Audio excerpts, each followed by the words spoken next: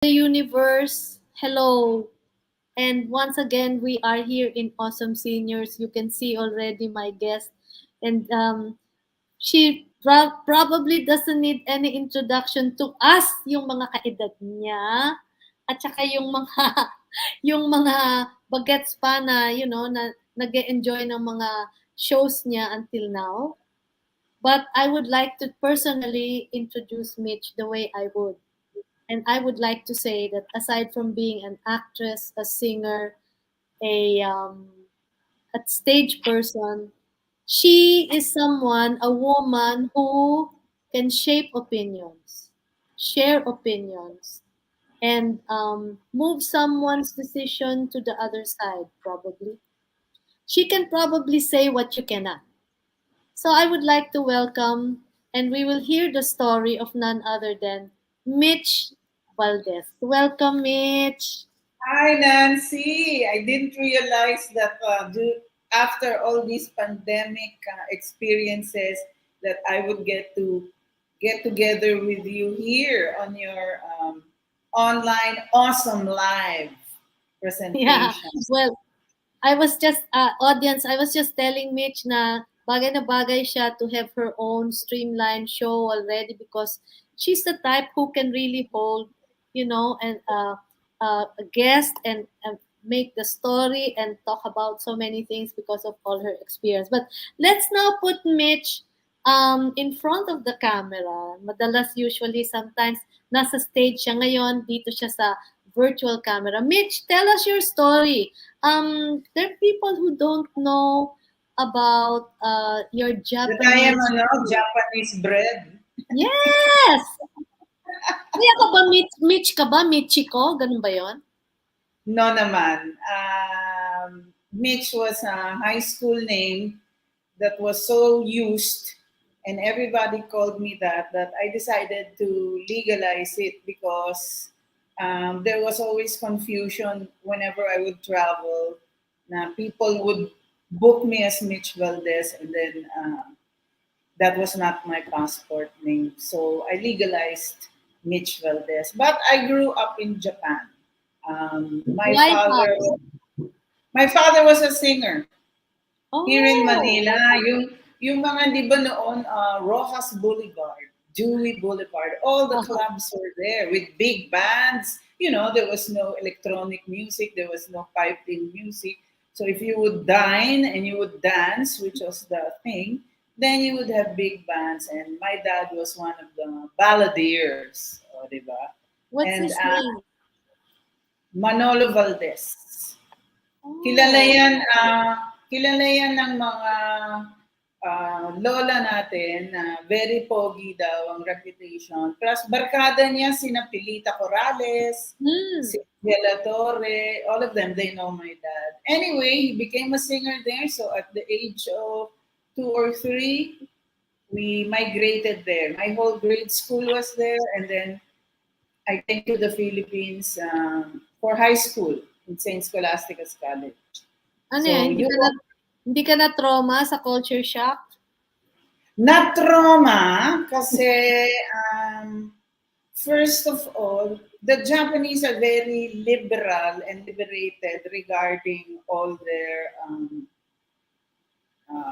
concepts. But that is where I learned all the manners, the discipline.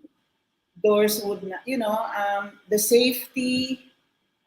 I also grew up in an international school community. So pagdating sa Pilipinas, mga madre. I was a very quiet child, but something got triggered when I landed in the Philippines because, in St. Sco, there was still the German nuns na left over. So, grabe ang disiplina nila, grabe. So, I don't know. I just pushed back and rebelled and questioned everything. So, most of my high school life was in the principal's office.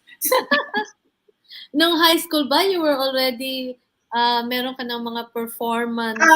Yeah, because since I was so first of all, kasi you have to understand also that you are the new kid on the block.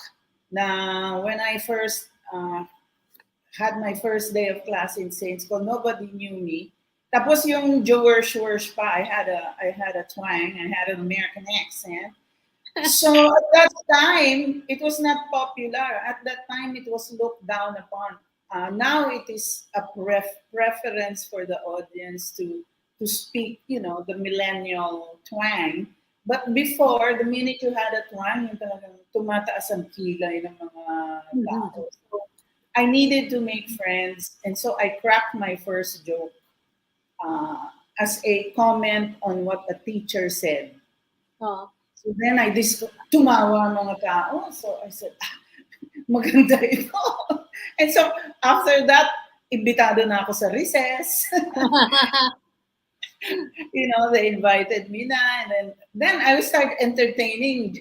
Now I had to entertain under the acacia tree during every research. Pero ang premyo nyo, libre yung merienda ko from the canteen. Pero, andyan na sa it was already in your blood. Kasi I'm sure when your dad would be singing, sometimes you'll also, My dad, I thought comedy and humor was natural to everybody because my dad had wall-to-wall records of all the club acts in the US, all the comic gigs, all the old comics. So I grew up in that kind of atmosphere. And so I thought wit and humor was part of everything because it was, at home. And then all the Broadway shows he had, and then all the shows of Frank Sinatra and all of that in Las Vegas. And they were very witty, So I kind of grew up with that. And then in high school in Saints Co, the nuns would get me to participate in the declamation, yung mga interscholastic declamation, ng mga Red Cross, Give to the Red Feather, Voice of Democracy, etc. So I was pretty active in high school regarding being on stage, which is the funny thing because I have horrible stage fright. Really? Una muna, before that, music.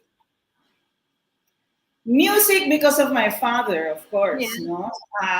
He would bring me to his club acts until 3 a.m. My mom would go berserk because 7 a.m. I had to be in school. So, sanay na sanay ako. I was very used to the backstage, to all people's undressed and dressed, So I just thought it was normal. And then, wham, you go into St. Scholastica's College and very, very strict. And pero So yung music is... Singing. Singing, I entered the only Glee Club. Yes. And then there's this lady, Luz Viminda Asarcon. Usually they give you, diba, the warm-up lessons. And so sooner or later, because I was always making a nuisance of myself, they gave me solo parts in the Glee Club. But that's as far as it went. But how did you manage? Sabi mo, stage fright, ikaw? Hello? Ikaw pa? It's if you will notice, only now that it's being discussed, but you will notice like in the US, most of the comics admit to having a shift in personality, I think because being on stage is an outlet of things that you have to overcome, like shyness. I'm an introvert.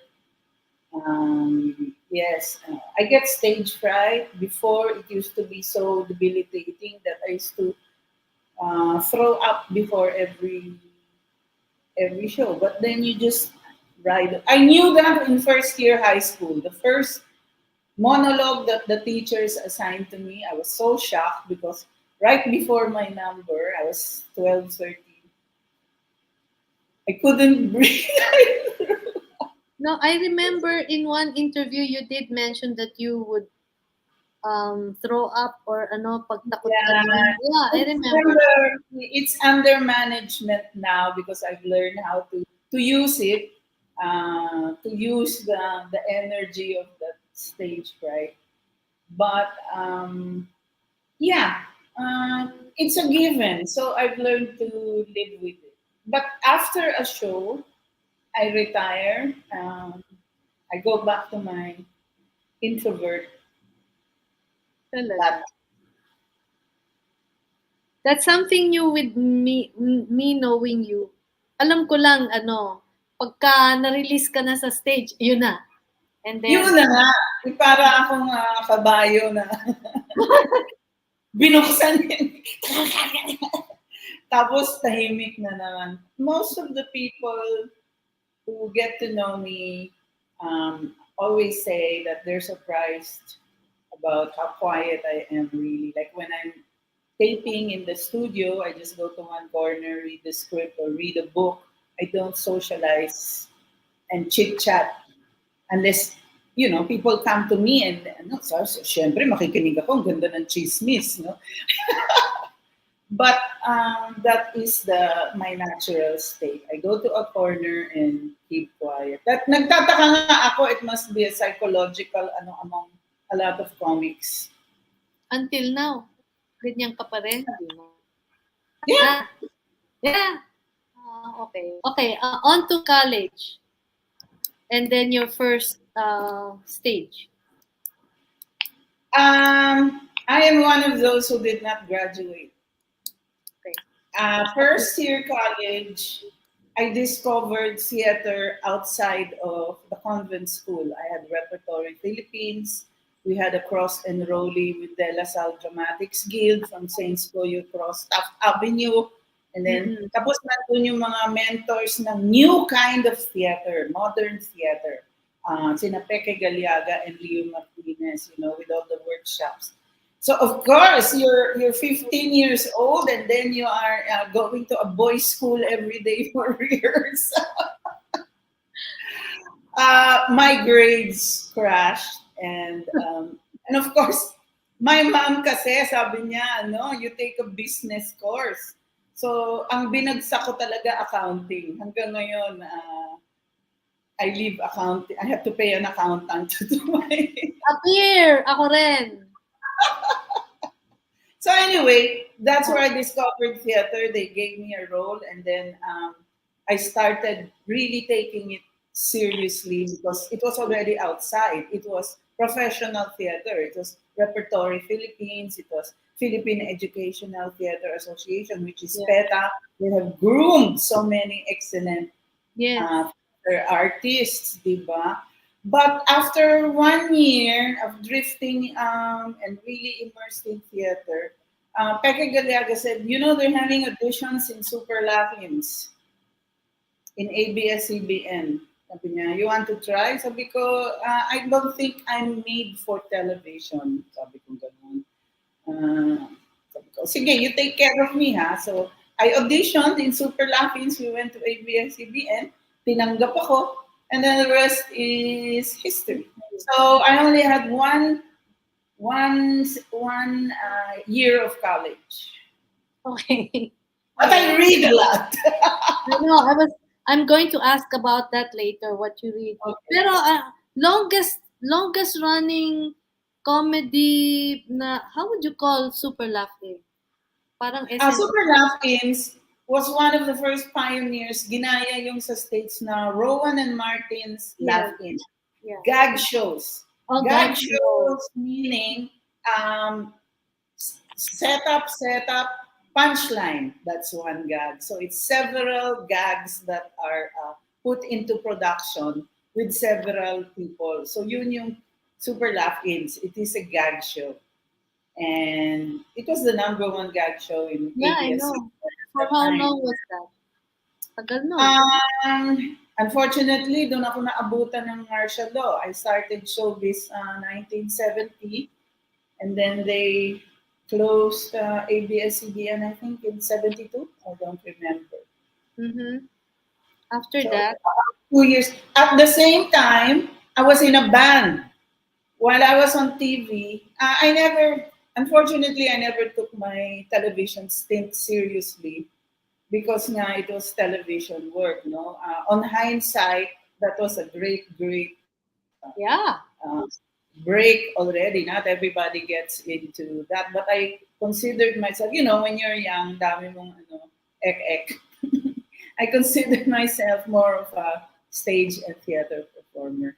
And then the singing, somebody asked me to join a band. So every night I would sing in at the top of the Hyatt Hotel again in Rojas Boulevard where everybody naman dance. And so that was a different world. Band Anong singing. band? Sino yun? Birth Sino of yung... the Cool. Birth of the Cool. Oh! Yeah, with Sina Boy Camera, Cholo Hmm. Santiago, all of that. I was the only female vocalist, so enjoy na naman ako. Sabi ko, Oo. I'm getting to like this. In the meantime, Grabe. Si Cholo hanggang ngayon, andiyan pa rin. si Cholo hanggang ngayon, di ba? Pero siya yung guardian angel ko. Aha. That is my kuya, my Ah. protector from all the snakes who would come to the club. Wala pa? I Meron was pa? such I was such a naive kolayala. Di ba, yung mga kolayalo na you think you know everything until you get thrown out into the big bad world. And yung big bad world ko pa, showbiz, entertainment, my golly. On one side television, I had as friends and barkada all the vaudeville performers. Yung mga balot, tangi, popoy dakoy-koy, chichay, aruray, all of that, no? All the classic, pugo, tugo. And then, sa gabi, ando ko naman, sosyalan ka naman, band singer sa club na English, no? Pa-English, ganyan. Tapos, theater naman, Reportory Philippines, kailangan British accent. Oo, elevated, British accent. Ang sponsor si Sobel, mga Sobel, yung nagbigay ng free theater dun sa Insular Life, yung at the top. So it is on hindsight, I thank God for such an interesting experience because it helps your performance. So parang anywhere you put me now, naintindihan ko yung niche, yung kultura, yung kung ano-ano. Then you travel and travel, perform and perform and travel. So you get used to the culture because you have to communicate. Iba yung kumakanta lang sa abroad, iba yung pinapatawa mo yung nasa abroad. Kasi you don't have a grasp of their um, humor bone, their tickle. So that's also very intimidating. Pero Filipino, kuha mo na yung kiliti nila, di ba? Yes, but sometimes kasi you get invited to something like an embassy affair or a celebration where it's mostly citizens from that country. So you are performing for the citizens of that country. Fortunately, I have a few generic uh, songs and material that is not just for Filipinos. So when they say that it's mag-artista ka na lang, maging singer ka na lang, it's not na lang. There is a lot of investment of your soul. You go up there, you expose your soul, you expose yourself. Kasi if one thinks it's na lang, it means the performer is not reaching or touching the heart of the audience. That's why they consider it na lang. That's why they just see the performer as enjoy na enjoy sa sarili, kumakanta. Di ba meron ganun, unfortunately?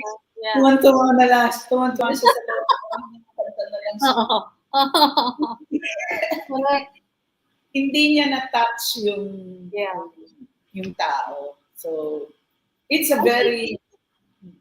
Pumunta ka pa rin yata sa Israel But Israel ba? Or basta I saw Yes! Out of the blue, Arlina Onglao, she owns a tour something. And she has journeys of faith. She brings people on pilgrimages. And she saw me on television once in an interview with Tina Monson Palma na ano raw yung bucket list ko. Sabi ko, Mm. iisa lang. I want to walk where Jesus Christ walked.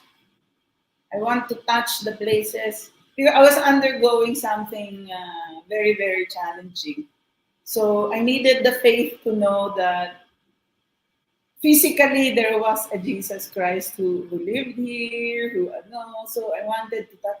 Aba, grinant naman ng Jesus Christ kasi in the next few months, they got in touch with me to go on a pilgrimage for free. All I had to do was sing in Bethlehem, Ayun, sa Bethlehem pala. in the Yeah. manger. Uh-huh. So, my gosh, sabi ko, iba kayo sumagot. Ano? So I was there, and you went through the way of the cross, you touched the walls, you touched the manger, you touched the you were in the field where the bread and the loaves, you crossed Galilee. Yung talagang I walked where Jesus walked, and I So cannot get. epiphany. Hmm? It was an epiphany for Every time there is a challenge in life that you think you cannot go over, like the pandemic, no work, lockdown. I just need to remember that I just expressed it once on television, and then a few months later, there it was. Amen. Pinakanta pa ako sa Bethlehem, the first Oo nga. Filipina. Oo The nga. first Filipino. And nakilala ko yung Palestine Authority, the government of Palestine. So it was an eye-opener also regarding both sides of the situation, Yeah. the Israel situation and the Palestine situation. Because usually in the media, one is good, one is bad. Yeah. But Yeah. when you look at the Palestine situation, medyo malala rin yung nangyari sa kanila. So So, you mean there, to that's say, yeah. me, going into you now. So you say, meron ka rin pala mga challenges in life but hindi namin nahahalata yun. Of course, you're not the type who will talk about, ay Oh ganito, no. ay Oh hindi. no. Pero, so you were, meron ka rin palang mga spiritual episodes, which is good to know because, Of course. Of course. well, not everybody Because knows that. ah I will go as far as that because I was helped.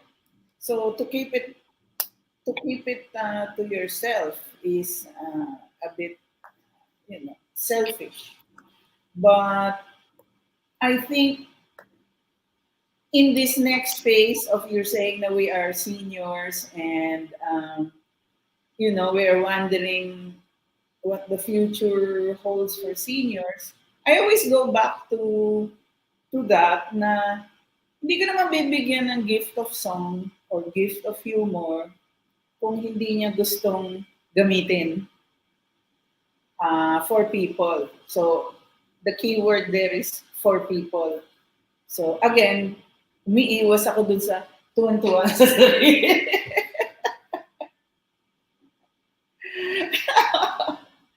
And Maraming ganun ngayon eh. Kaya nga uh eh. yeah, I think that's the downside kasi of the online. Eh. I mean, you just have to emote and emote to a, a technical gadget or something. Even all the TikTok, you just do your dance and then you're famous. Yung mga ganun. Paano na ngayon ang stage? Like, you're a resident of the stage. What now? Slowly, the television, the broadcast networks are opening up again. Kasi before yung lockdown taping na a month and a half, you're in a location, you're not allowed to go home. Yung mga ganun-ganon, ano. But now they're opening taping. So I'm very optimistic that I can be asked to join some television work again. And then slowly here, little pockets of concerts are also being produced. And a lot of Filipinos are going on tour again in the US, which is very wonderful. I think si Pops Fernandez with the Hitmakers are there, and then katatapos lang nila. Sino ba yung una na nagpunta doon? The Icons, sina Sharon and Regine, magtutour na naman. Of course, those are mega A-listers, but we're planning something also na, Yeah, you said September. yeah, smaller venue. September, we will be experimenting in a small venue in Teatrino, in Green Hills Shopping Center. Okay. Yeah. Yeah, that Good. small theater there. It's very cozy. It's very cozy, but it's very nice. Yes. Very cold. Yes. Yes. Correct. Correct. Uh, But I was asking, when I say stage, yung talagang repertory style stage, PETA style. Kasi, like ah, you, Mitch, um, kahit na yung post-pandemic, you watch a movie or go on stage, mga apat kayo. Dahil lahat yes, lahat. yes, yes. Ano? But there are so many young companies now kasi repertory is, of course, the benchmark for the early pioneers of theater. But here in the Philippines, I think more than even television at a certain point, there is a very hungry audience for theater. And so all the young theater people, and it's more localized, like mostly sometimes Tagalog, Filipino, all of that. It's very, very creative. Actually, the young ones are very, very creative. You just have to get in the groove of the of the head. But look at all the young ones now who are giving Philippines a good name. Graphic artists, Yeah. sina Budget Tan and all of that. So Pero it's naikot lively. mo na lahat. Stage, banda, concert, TV. Which is the best for you? That where you feel fulfilled? I have learned that as a good performer, I'm not saying the best, but just a good, effective performer, you need all. There is no best because you have to sow your feet into everything to give you a very holistic um, concept of what you're trying to put out to the audience.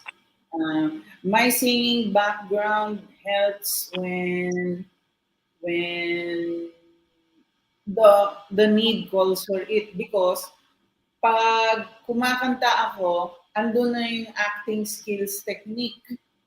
So you can use your emotional scope and breadth to help push a song.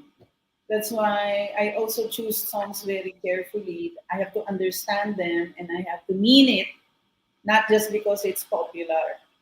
So, minsan, medyo matanda yung repertoire ko. Kasi, hindi ako makakonect doon masyado. Sometimes, nahihirapan ako doon sa mga ah, songs na, ano. Pero ang dami-dami magagandang songs ng mga bata na gusto kong gamitin. Hinahanap ko lang yung, emotional connection. That's it. Later, I'd like to ask you that about emotional connection, yung connectivity mo, the sincere connectivity you have with your audience. But that can be later when you give your inspiration to the young ones na talagang feeling nila, eto na yung camera. Yeah, I'm so fun. That's Ako, it. wala eh. Kaya parang dinadaan nila sa ibang things, mga effect, wala pa rin, 'di ba? Wala dito. But anyway, I want to ask in particular what you mentioned kanina, the special kinds of shows that you did, like the menopause, because that for me is you event mo yung hindi namin kayang event out, like that menopause you said. Dapat Well, ulitin. yeah, it came at a very right time, or they got the actors who understood the process of undergoing a very normal process for women, but nobody talks about it until the musical came about. No, so it really talked about wanting to murder people. We were saying half of those women in the early 1900s who were jailed and for killing somebody, sabi ko, I bet you she was menopause. Correct! Yeah. Or yung mga kinukulong sa attic kasi nagwawala yung isang babae, no? So Menopause the musical was fantastic. It ran for a very long time. Ano pa ba yun? Yung mga satire mo. The satire. We started with Tit for Tat, Nanette Inventor and I. Yeah. Yeah, in the early 80s. I think. Na this was where we played different women characters and we sang. So that was the really nice part. And Jose Javier Reyes, famous Mm. director now, Joey Reyes, was this excellent, excellent writer, di ba?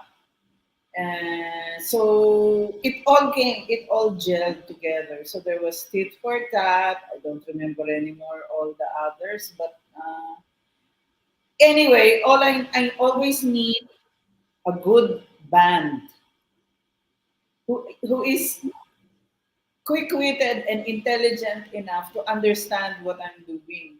Kasi I go into comedy and then the song comes in to support the subject of that. And sometimes the music has to be also perfect comedy timing because I make fun also musically.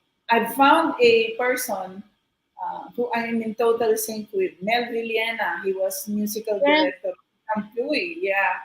And now he has this big Big band. advocacy of the big band, AMP band. And, Mel and I, we just look at each other, and then he will he's mostly responsible for all my musical spoofs. Mm-hmm. And Yun, covers. that's the word. Yeah, Spoofs. spoofs. I spoof a lot of singers, sabi nga ng tao, hindi na politically correct yan. Oh, which is another thing now that is endangering comedy. Political correctness. Parang you cannot laugh at anything anymore. People get hurt, you get bashed, uh, just because it is not the same opinion.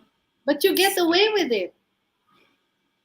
Because I kept it on live theater format. See, that's why it's very different to go online because people will see and hear what you say without understanding the context of the whole message on what you're trying to do. Kasi sanay sila sa speed eh. Di Uh-huh. ba? Yung mga all the all the bloggers now who do comedy work with punchlines, ganyan, ganyan. So it's a different world, this online thing, if it comes to comedy. Actually, Yung parang comedy ano kasi rin. kailangan mo mag-isip eh. Yeah. Sometimes. Parang ano rin yun eh. Parang format na rin ngayon yung mabilis na Super Laff-In. Ganun din eh. Diba? Actually, Bumabalik yun eh. pero at that time, merong setup para pag yung punchline na nampal, yun na yun. Ngayon, it's really admirable also yung nag-uso in the 90s, yung mga gay people doon sa videoke bars, Oh where yeah. they just stand there and comment on the fly on what is happening. Of course, the underbelly of that is sometimes linalait na yung audience para matawa lang yung ibang audience. Ano? So there is always two sides to everything. But that was incredible for me. Yung mga tumatayo doon. Walang material, walang preset. Pagkatapos, they will just do comedy based on what they're seeing. Ako Well, hangat. ah, Anyway, we will be having photos that will be the continuation of your Okay. uh, the careers that we will be showing, revealing to the audience, Mitch. And Mitch, ano, sa totoo lang talaga, ngayon ko lang na-realize yung may private moment ka pala. Ah, ngayon Kasi, ko lang i-reveal. Sa paano yun? katandaan ko. Ha? Excuse me? Hindi, paano yung pag nakita, may nakakita sa'yo na starstruck, nakita ka sa cafe o sa isang restaurant, hindi ka pwede lapitan. Ay, pwede! There is always that, ano eh. I am very aware and very grateful that it is the audience who keeps the flame alive of the performer. Pag ayaw na sa'yo, ay wala ka na. Sayang naman yung gifts mo. So, it's part of the, ano tawag nila doon? It's part of the life of a performer to always be open to the people who appreciate you. I wasn't always like that before.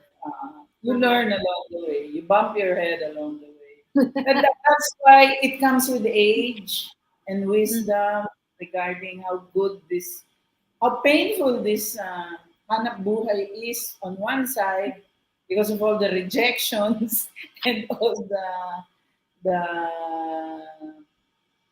May the rejection.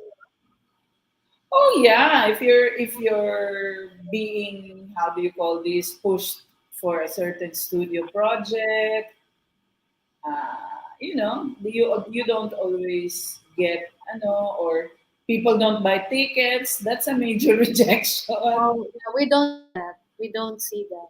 So, Yeah, nag- because part of your validation is how many people want to yeah. buy tickets to watch you. So again, konektado yun sa hanap buhay. So double panic ka na. Hindi gusto yung act mo at hindi na-threaten pa yung hanap buhay. Did you ever go into production? I started in production in repertory. Actually, you have to go climb the ladder. You don't just go, you know, being an actor. Uh, Props one, No, no. wardrobe. Ah, I mean yung producing a producer. show. Yeah, being the I used producer. I used to produce for OPM, Organisasyon ng Pilipino Mga Awit, kasi we had to Oh, fundraise. Pero marami kami doon, tsaka merong it is not my cup of tea. I tried producing one of my own shows. How can you be creative when you're constantly counting ticket sales and how to sell some more tickets yeah. and how to market? It's I don't have that. Sama do. I'm so inggit. Yung nagpo-produce na, taking over the marketing and the ticket sales, tapos nagpa-perform pa. Kita ko nga yung yung documentary ni J-Lo. Ah, anyway, pictures Sabi, na tayo. Okay, let me share with you. And this is a very revealing photo. The first one we will see. Dali, asaan na yung uy, stop? first time kayo, ha? Really? Oo. I Okay. never make, some of these pictures have remained as private. Sandali Sandali lang po. Medyo mahina ako sa ganyanan eh. Na pa. Anyway, ikikwento ko na lang yung mga experiences. Hindi, kailangan nilang makita to. Ayun! Ayun, Okay. Ka-captionan mo ngayon. Of course, that's you. And that is in Japan? 1953. In 19... Tokyo, 1953 or 54, di ko na matandaan. Okay. Those are my parents. That's Manolo Valdes, and that's Alicia, my mom, and ayan. Are Mukha they na still akong alive? sanggano. Mukha na akong sanggano tumayo, di ba? Parang astig na yung naka-forward yung isang Meron ka pa. ng forma. Oo, nakaporma na. Tapos, ayan si Buddha sa likod. We lived in front of a circular Buddhist temple also. Mm-hmm. So, pag nakikita ko yung mga taong, yung nagbebel, tang, tang, tang, tang. Tapos, ganyan. Siyempre, ako rin, pupunta doon. Tang, tang, tang, tang. You speak Japanese? I used to fluently speak Japanese. Hindi Kasi, na? oo, yung yaya, yung overall house helper was a Japanese grandmother. Oh. And in the next picture, if you have it, you will see me in her kimono. Hindi, hindi na eh. Ito muna. Oo. Okay, so your parents are still alive? My mom passed early on in the early 90s, but my dad only about 3 years ago. He was in his 90s. I think he was 90. Wow. Yeah. So may lahi kaming You still got to watch some of your shows. That's good. One of my most joyful, the first one was Bethlehem. My most joyful was, imagine he was in his late 80s. He Wow. came and visited. He had a cancer scare kasi, so he thought bilang na ang kanyang mga So he said, my dream is to sing with my daughter. So nag-produce ako ng show dito sa Teatrino. Oh, nice. Tinulungan ako nila Presi Florentino. Oh, si Presi. Hi, Presi. Anyway, it was such a blockbuster. It was only supposed to be for 2 nights that Presi asked, do you want, please extend it to 2 more weekends. So he had to stay here alone with all his medications, and then his wife had to fly back to Australia.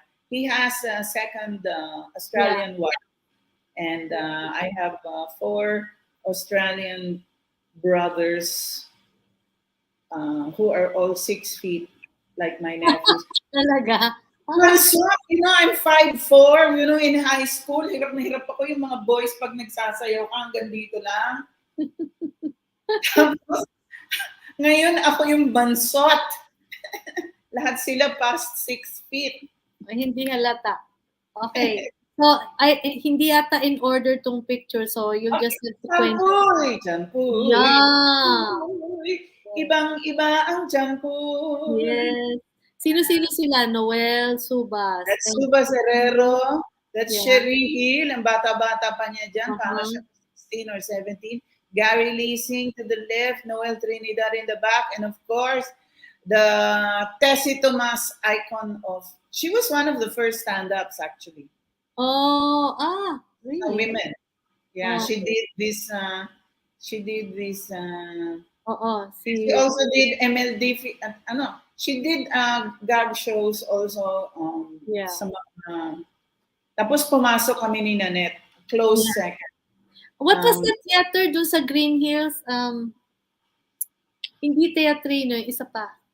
Music Museum. Yeah. Yun, malaki-laki na yun kasi medyo kailangan punuin mo na yun ng 1,000. Well, that's why I watched a lot of your shows. Oh, yeah. Sorry, hindi ko alam ayusin na. I'm sorry. Okay, ikaw to. Oo, dito medyo ka na rin mukha ka na rin mga mga sanggano na kami dyan in high school. Ginawa akong traffic officer. Kasi mukha ako mabagsik namang discipline. Hindi naman totoo. Ayan, I captioned this, my high school of Greg's boy shoes. Yes! Tapos symbol noon ay Greg boy shoes. Kung hindi ka naka-Greg boy shoes, hindi ka in. Mahal. Mahal yan Sa San Juan, di ba? Meron sa San Juan, may branch doon. Yes. So, sa super tibay niyan, pinipilit mo sirain na yung shoes, bibili ka ng nanay mo na may bagong style na lumabas, ayaw masira. Kulang na lang sindihan mo bago masira yan. So, I hated it because my mom would, when I was first year high school, bumili ba naman ng Greg's boy shoes na 2 sizes bigger. No? So, feeling clown ako na kumakalampag na gano'n. So, di ba noon mga magulang, one size bigger kung bumili kasi total Lalakihan. lalaki paa mo. Di ba? Yan. Lalakihan naman niya eh. Oh, Oh, so, double media. 2 years mukha akong tangang kumakalampag sa malabako na boy shoes. Ito medyo 4th year high na yata ito, 3rd year high. That same girl there is the one, the picture nga on top, that's Trinity Paredes. The sister of Jojit Paredes, Oh. Ronnie Harris. They have a singing Okay. group. Sila naman yung kilabot ng Koleala before the Apo became kilabot ng Koleala. Ayun. Ay, nako. Paano ba natin? Sayang naman to. Oh, ito pa naman yung ano. Teka ha. Yan yung iconic. Yeah, I know. Andyan si... Nawala ka naman. Teka. Okay lang mawala ako, boses lang. Hindi. Ano kailangan i-caption mo I'm sorry about this, but I wouldn't know how to, kasi Anton must have been caught in traffic or something. Okay. Ano to? Audience, pwede ganun nyo na lang yung inyong pasensya na po kayo. Saan to? Kasi very interesting ito. Siguro when you watch the replay, you can make like your gadget. This is Bembol Rocco. His launching movie, even before Maynila sa Kukunan Liwanag. The producer was Raul Rocco, who became the famous Senator Raul Rocco. Yeah. So, nephew niya yan. Producer silang dalawa ni Lino Broca. Oh. This is the movie they produced, and his nephew was very interested in acting. So, sinama na launch siya dyan. That's Lorly Villanueva. We are all strippers in an Olongapo nightclub who do shows every night. Parang burlesque. Uh-oh. Hindi yung talagang naguhubad na naka-thong. Hindi pa uso ang thong noon eh. Ano yung pinaka-strip mo? Ito ako. Tapos yan, imagine si Loris Guillen. Yeah. Si Lolita Rodriguez. Tapos ito yung Lorly Villanueva. Tapos Chuchi, Matimtiman Cruz, and Metring David. Pero yung stripper, in any of your performances, what was the most strippest that I won best supporting actress. Who lived in Olongapo. Lino Broca put 3 cameras, live audience, mga Marino, mga Navy, mga kung ano-ano, at nag-show kami na naghuhubad kuno-kuno. Live. Ano yung pinakahubad mo nga? Oro Plata Mata. Yung naman ang talagang talagang wala nang maitatago doon. Talaga? All the way? Kasi, nung the first time Peke and he warned me I will go topless. Pero sabi niya, it will be in a waterfall. Kasi very liberated yung character ko, si Doktora. Galing sa US. Nax, porket galing sa US, liberated. Anyway, si Doktora, very liberated. Di syempre lumalangoy kami sa waterfall, sa stream. Tapos doon makukuha ng character ni Sherry Hill ang kanyang maturity, womanhood, sexual awakening. Yan, yung mga ganyan. And so, si Sherry naka-kamison. Pero syempre, sabi ni Peke, ikaw hindi ka nakakamison. You will just be in your underpants. Sabi ko, sige, basta naka-panty. So sabi niya, sige. Pagdating doon, na kailangan mag-rappel. Kala mo si Tom Cruise yung unang nag-rappel down the mountain? Si Mitch Valdes at si Sherry Hill ang nag-rappel down the mountain para makaabot doon sa waterfall na below freezing. Alam mo naman in the mountains, below freezing. Oo. And I still kept my underwear. So I went in the water. Tapos sabi ni Peke, yung underwear, period, meaning yung maluag ng 1940s. Kasi kailangan authentic. Oo. So nasa-flap yung underwear sa tubig. So hindi cinematic. So sabi ni Peke, Mitch, we have to remove the underwear. Sabi ko, what? Oh, why? So sabi, sino may dala yung sa backpack ko may tequila gold dyan. Hindi na binasa-baso eh. Ginanon na lang. Tapos, yung baba namin ni Sherry, nanginginig sa lamig ng tubig. Oh. Pagkatapos, sabi ni Peke, he cannot forget the professionalism because the minute he said action, tumitigil yung nginig ng baba. O, hindi ba? So, yun ang aking the most bad moment ever of my life. Audience, ha? Wow. Sabi nila, kasi it was experimental film na sa Folk Art Center na makikita. So, okay na rin sa akin yun kasi 50 pesos na ticket. Sabi ko, yung mga hindi mapapanood to, kailangan yung 50 pesos at that time was grabe, parang $50 na. So anyway, ayun ang nangyari. Ha? Yun ang nangyari. Binili ng Regal Film ni Mother Lily at ipinalabas sa local theater. Nakalusot ba yung yung nude scene mo doon? Oo. I don't remember. Nakalusot. Pero now that they show it on TV, syempre naka-blur yung... Akala ko tapos na. Di tapos na yung episode na yun. Abay, binili naman ng ABSCBN. Na redigitalized. So, ayan na naman ako.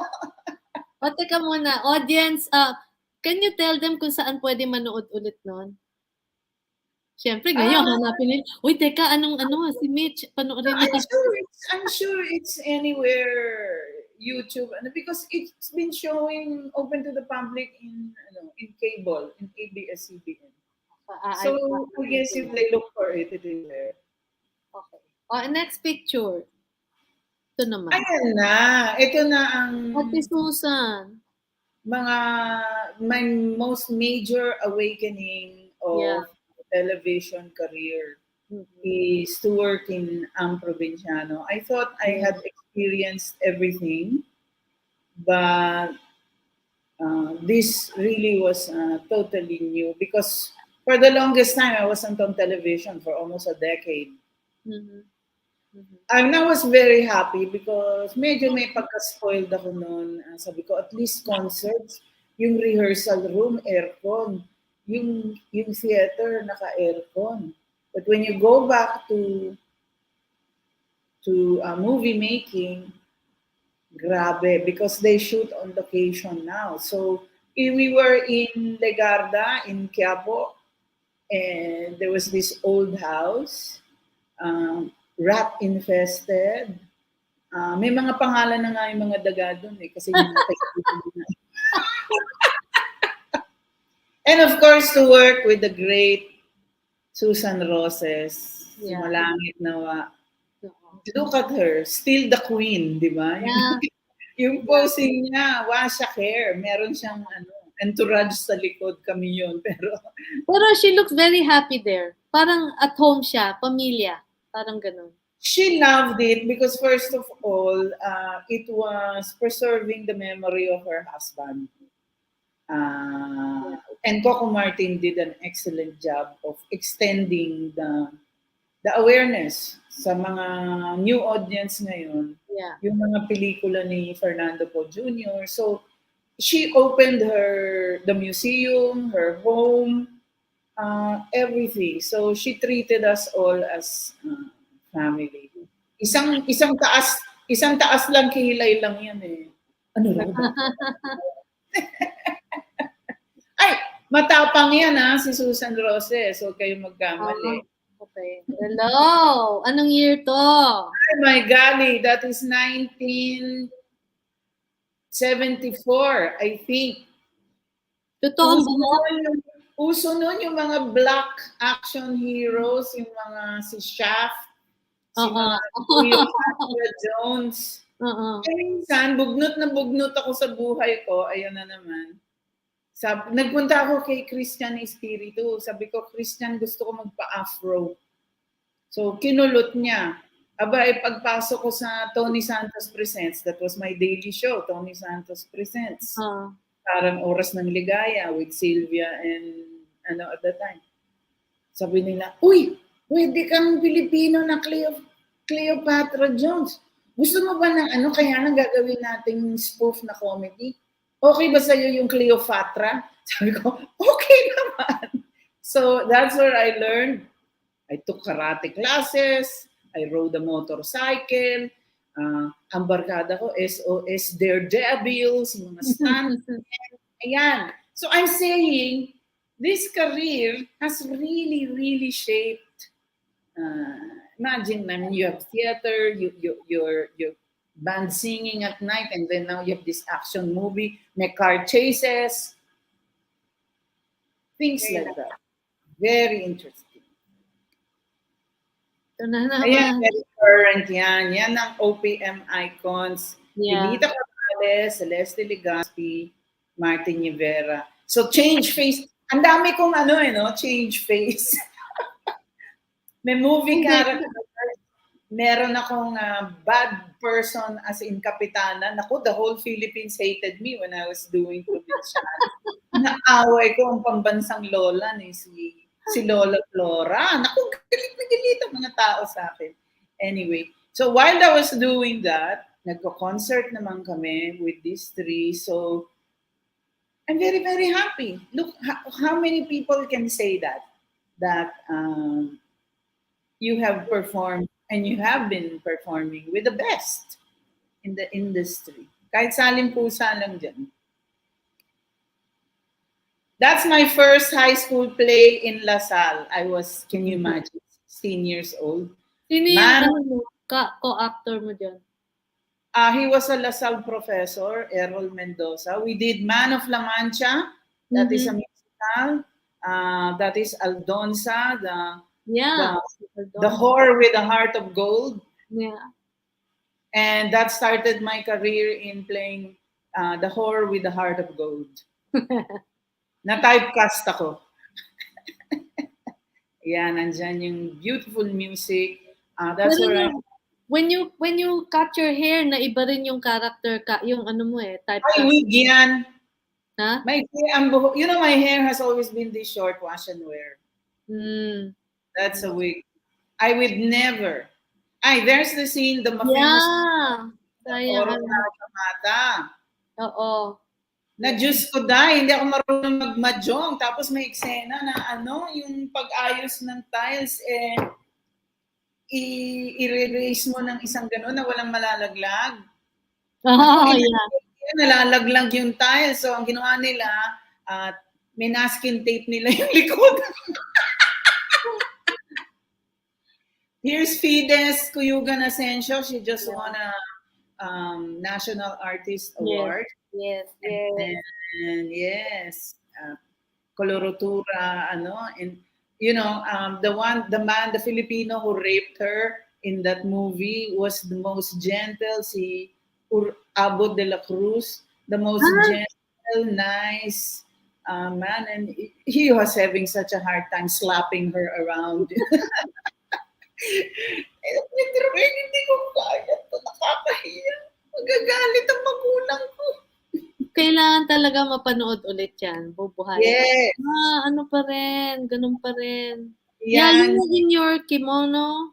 Yeah, my Japanese, yeah. It was Christmas. There was a live tree, medyo kalbo. And that's my younger brother who has the two Higante boys now, the nephews. And so that gives me a semblance of family life na pag gusto ko mag-karinyo ng mga bata, sila na lang, pero pwede sila isole. Tapos, this is my... Yan ang Bethlehem. Yes, yeah. Winter, I didn't know that there was a winter. That was about 8 to 10 degrees, open air. Nagka-bronchitis ako dyan, pero I was so happy. And yes. This was a Filipino audience or Um, there was a Palestinian audience, the diplomatic corps, and then I asked. Of course, my tour group was there also, but I specifically requested that the OFWs of Tel Aviv and Jerusalem were bussed in so that they can watch the show. So we opened it to the OFWs. Oh, they were so happy. yeah, I'm sure. That's nice. Ito si Mel. This this is what I did in the pandemic after we realized that it would not be 3 to 6 months. Yep.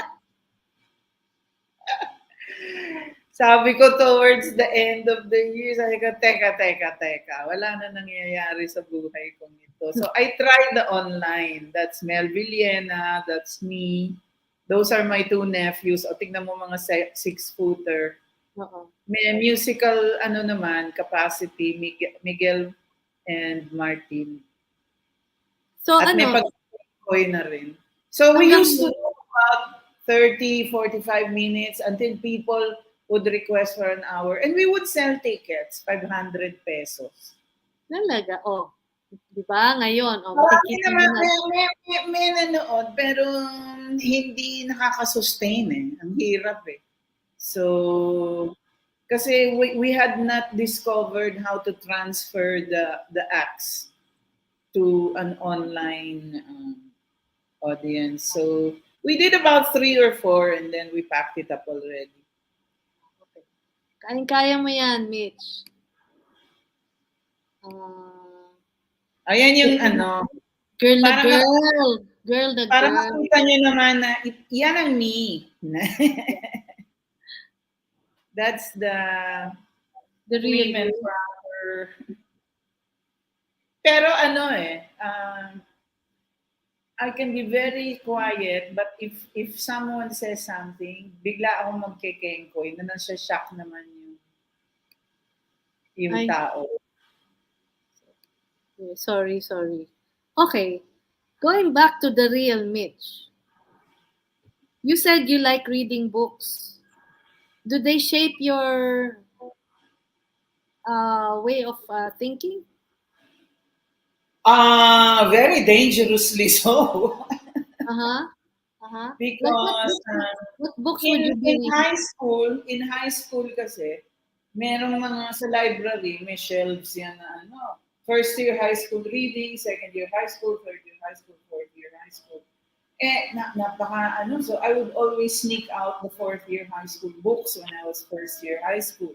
But at home, I don't know where I got copies. I was already reading Ian Fleming, yung James Bond series, na may pagka-sexy.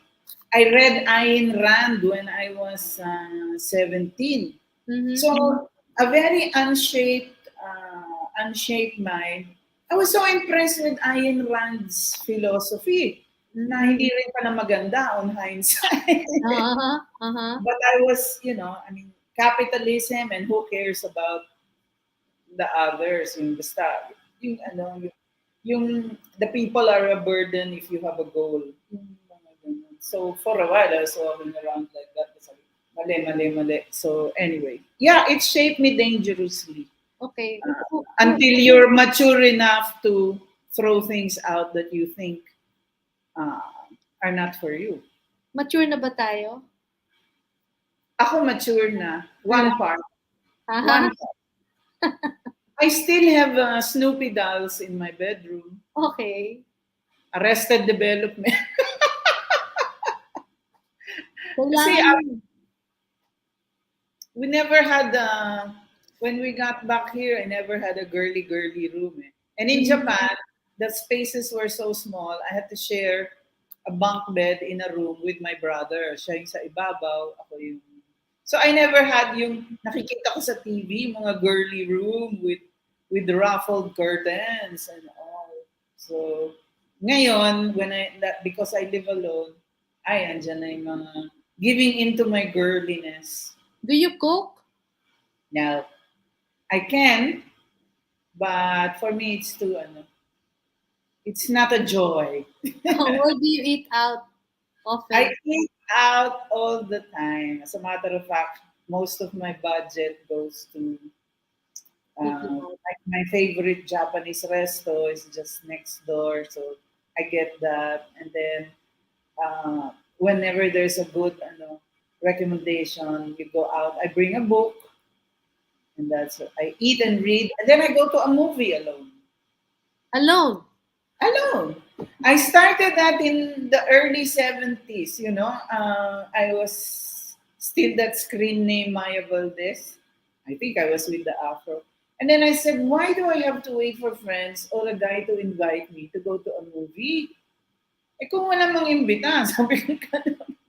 So I went. People would stare at me. Then I would eat in the restaurant alone. People would stare at me. And then, sabi ko nga the first of the I hate the term. Dati yung tawag sa kanila, women liberals. Well, yeah. I don't consider myself a women liberal. I just consider myself as a solo flight art person who Uh, wants to do everything but I doesn't have always thought to you be were. paid. I always thought you were, and you stood for them and for us. Anyway, before we end, kasi we're a little nag-overtime tayo kasi yung mga kwento mo napakasaya. Um, You can awes- edit this for the yeah, no, they have to fix the photos. I don't know what happened to yeah. it, but before we end, and awesome people like you need to give some inspiration, especially to those who are yung mga TikTokers na, as you said, happy with themselves. How do they, can you tell them about putting the emotion in front of the camera? Naku, mahirap yon without sounding preachy. At May ganito na lang. karapatan ka naman eh. When I like when there's judging in a singing contest, for example, or when they ask me to guest participate in workshops for artists, I tell them even if you plan just to be a singer, take acting workshops, expand because that is a voice of experience. That's what I did. Expand your horizon beyond just singing so that your head has all this information and it will come out even if you just sing one song. Diba? Input yun. So read the news, I told them. Study the news. Don't just study at that time, yung wala pang mga TikTok and online nun. Get to know current events, get to know political events. Sabi ko, I know it's boring, but it will help in the output. That's what will separate you from a flash in the pan performer to the longevity of if you want to keep performing until your old age. Unless you just want the flash in the pan and the financial part of it. But Yeah, if you want to last longer and you grow to love this, expand, expand, expand. by Um, reading.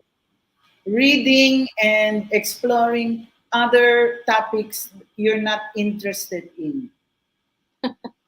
Just take a look at it. Take a look at it, because if you just keep to that bubble that you have now, Mm-hmm. all the online artists, you will stay there. And Yeah, then when there's no longer a pandemic and the venues open, where will you be? Don't you want to go beyond your online bubble? So that is my advice. And matibay dito eh. So if you are a hit now, who knows who will be the next hit? So you have to plan yeah. for a longer ano ba lifespan ng mga online Di ba they vlogger. say you're only as good as your last show?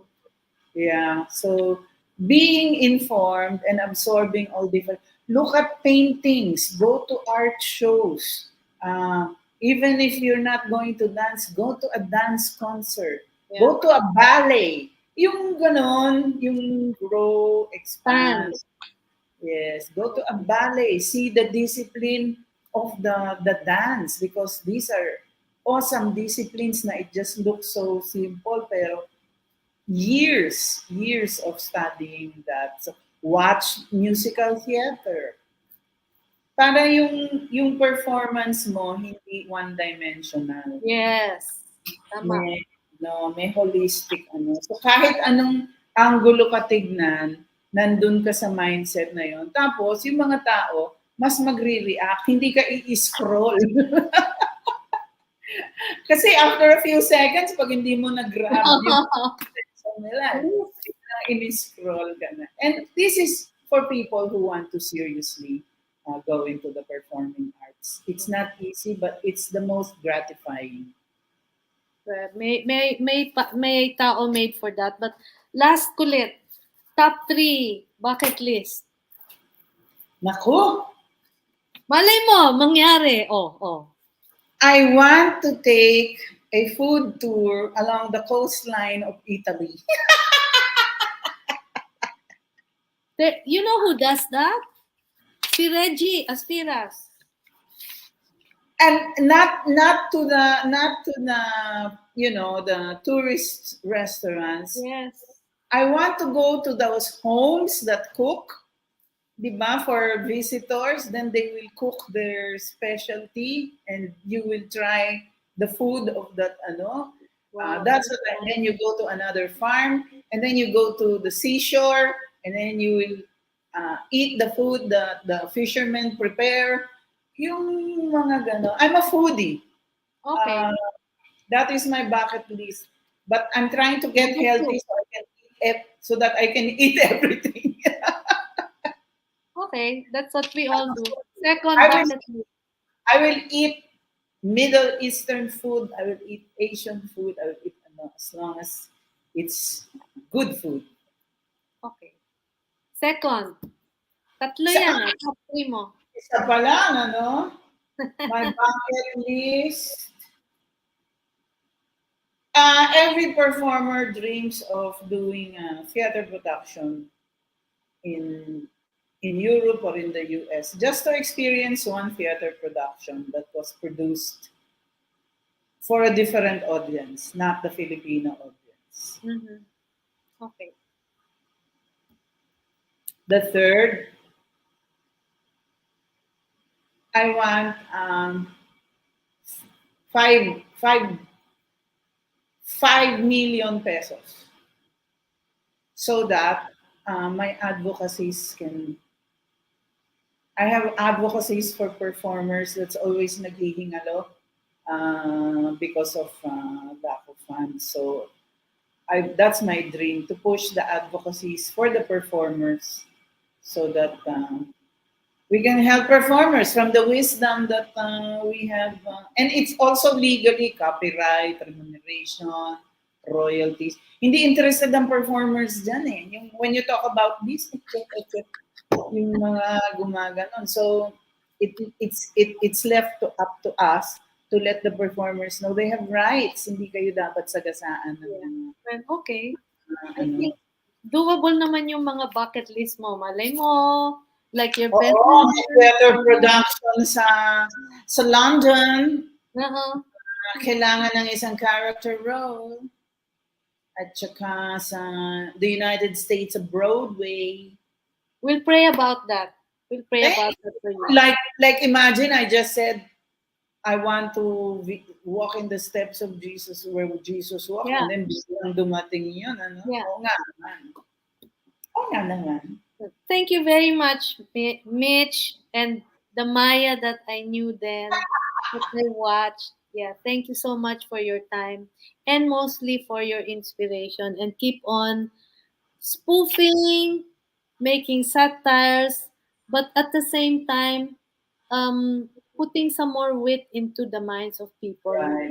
They're energizing our mental states. Right. I have to energize mine also. Yeah.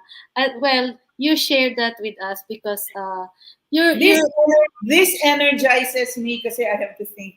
Yeah. At saka